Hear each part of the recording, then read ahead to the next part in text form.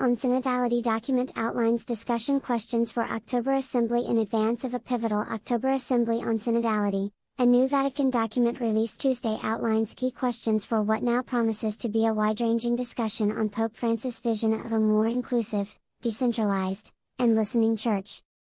The highly anticipated text, referred to as the Instrumentum Laboris or working tool for the upcoming 16th Ordinary General Assembly of the Synod of Bishops, signals the beginning of a new phase of the Catholic Church's multi-year synod on synodality.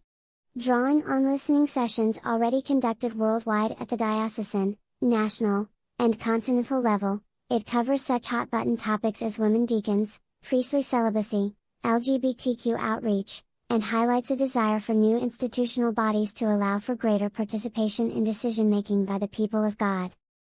At the same time, some of the questions it frames for discussion allude to possible major changes in how the Church operates around the world, through the embrace of an open-ended synodal process that entails ongoing dialogue and discernment.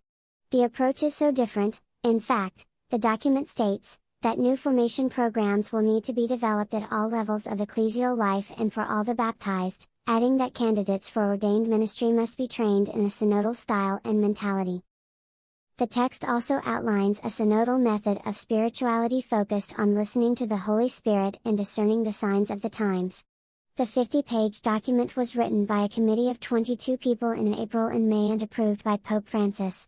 The text itself stresses that it is not a document of the Church's magisterium, nor is it the report of a sociological survey, but instead presents the priorities that emerged from listening to the people of God in the global synod process thus far. The full text is available here.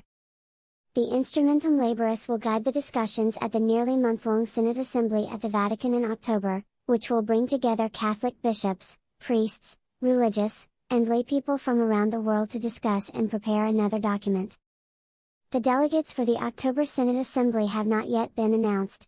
For the first time, about 21% of the voting delegates in the Synod of Bishops will not be bishops, and 70 delegates will be chosen directly by the Pope from among a list of 140 laypeople, priests, consecrated women, and deacons selected by the leadership of this year's Continental Synod meetings.